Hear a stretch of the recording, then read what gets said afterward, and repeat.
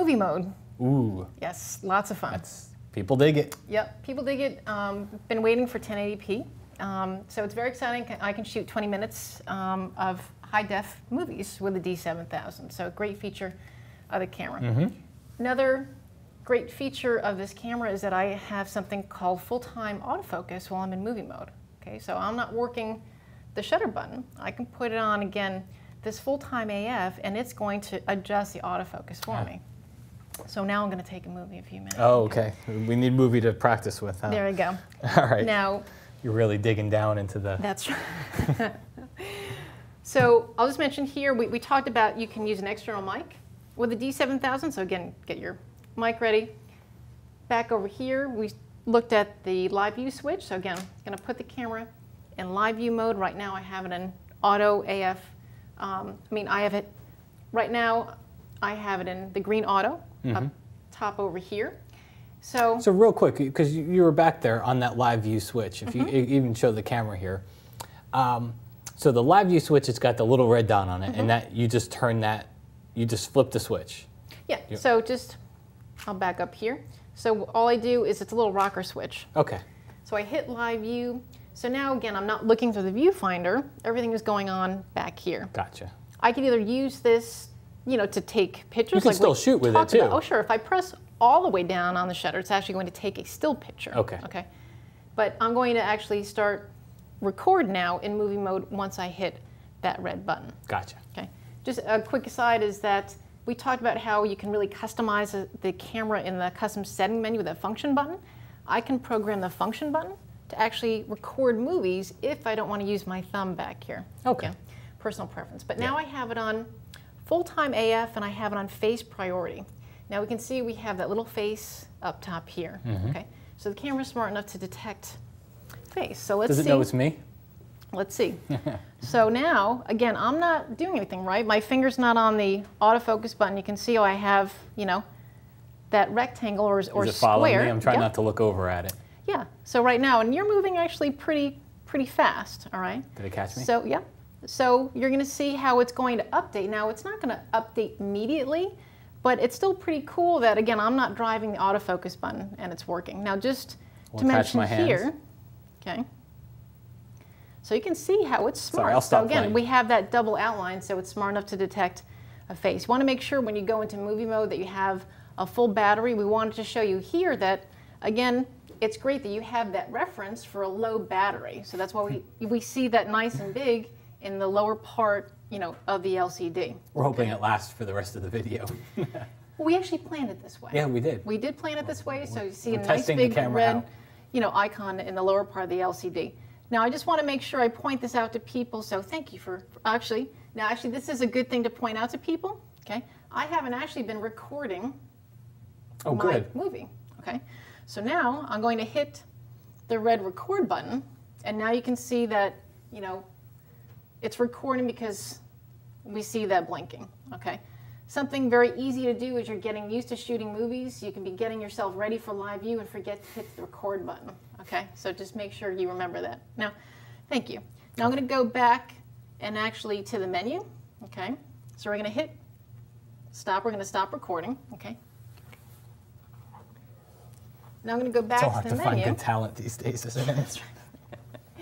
I'm going to go back to the menu and just show you where I called up that full-time autofocus, okay? So again, looking on the back menu over here, we can see how we had decisions to make for autofocus, whether we were in still shooting mode. We have decisions to make whether we're in live view mode and shooting movies, okay? So we can see how I toggle all the way down here to this A8, okay? Now I see how I have AFF. That's what we talked about. The camera's actually updating the autofocus for me. So it's taking control and adjusting, and even while you were moving around a little bit, so even if I were moving back and forth, it would still focus in on me. Exactly. So now, remember we said if we're not quite sure what this does, I can go back to my trusty little question mark, and I can just check myself to make sure I know what full-time autofocus is, okay? Now backing out of here, see where it says AF area mode, okay? Again, different from our still shooting options. I have these 4 different options depending on my subject, okay? Portraits, easy. Face priority, okay? I have these other options depending on If I'm on a tripod, if I want to choose normal AF area, okay, I can see how, again, when I'm on live view and recording movies, the focus is only going to stick to that one focus point, okay? If my subject is moving, I have the option to call up subject tracking, okay? Thing to remember about subject tracking is that I have to initiate and hit the OK button when I'm using that subject tracking. Okay. Hit live view, hit OK, and then the camera is going to follow my subject that's moving. So let's say that I don't want it to constantly update. You know, there could be people walking in and out of the scene or something like that, and we don't want it to pick up somebody inadvertently. Okay, sure. So I can go back to this autofocus mode here. Again, I'm in the custom setting menu. And instead of that full-time autofocus, okay, I can go to single servo. Okay. Gotcha. So again, if, you know, just to review, again, I press my question mark. Again, the camera tells me it's going to constantly adjust when that focus distance changes, you know, with my subject. I can toggle up over here, and I can go to single servo, okay?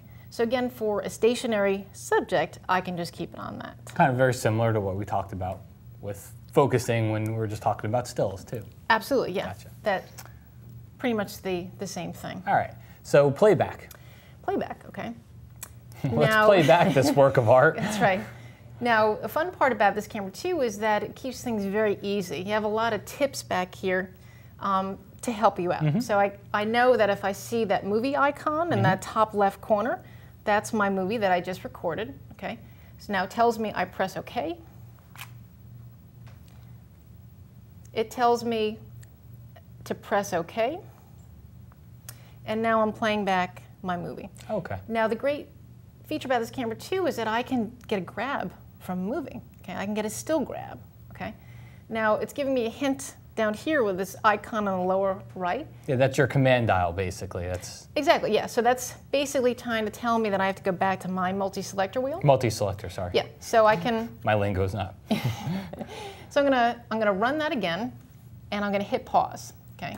So now it's telling me what I have to press, what button to press, has a little scissor icon, if I basically want to grab a still from that video clip. So it's telling me I have to press the question mark and the key. Save selected frame. Hit OK. Come over here. I have to find the little scissor icon. I have to press the multi-selector wheel once up top. Proceed. OK. And I get that. That's actually a nice moment. It's better than some of our practice it actually is. Snipping thing that we did earlier. We had some really bad, awkward. Yeah, I was actually hoping I could get you like in a really contorted kind of pose, but you have before. I have, not this time. So you can see here that I also have an idea of how big that file is. I have my pixel dimension on that lower right-hand side too. So great feature. A lot of photojournalists, I think, will end up using this feature. I mean, so that's why we wanted to make sure that we, point it out so you can certainly do more editing of your movies, in camera if you had to on the fly, definitely. And you that's very helpful. You have a really decent size still. Sure, I mean, you can do, everybody reads things on the web today. Sure. That image is bigger than anything that we'll ever need for the web. So yeah, so it's cool. Like I said, great feature to have. Thing to remember about shooting video if you're just getting started with all this is that the files are very big. Yeah. Make sure you have plenty of room, on your memory card. And then the one last thing is it's got a microphone input as well. So it does. If you have that, and that's one of the things that you can kind of. I heard somebody tell me this when I first got into doing videos. People will forgive the video quality to a great deal. People will forgive video quality. Yeah. What they can't forgive is audio quality. Even amateurs, you just pick up audio so good. So. It's good that it's on here. That's a great thing to bring up because, I mentioned too, if you're not using an external mic, which you just mentioned, that if you are using the onboard, audio in the camera, we talked about the microphone here, the speaker, on the back of the camera, just make sure you always come back to that movie setting menu and you may have to make some decisions back here, with that internal microphone if you choose to use that. Good.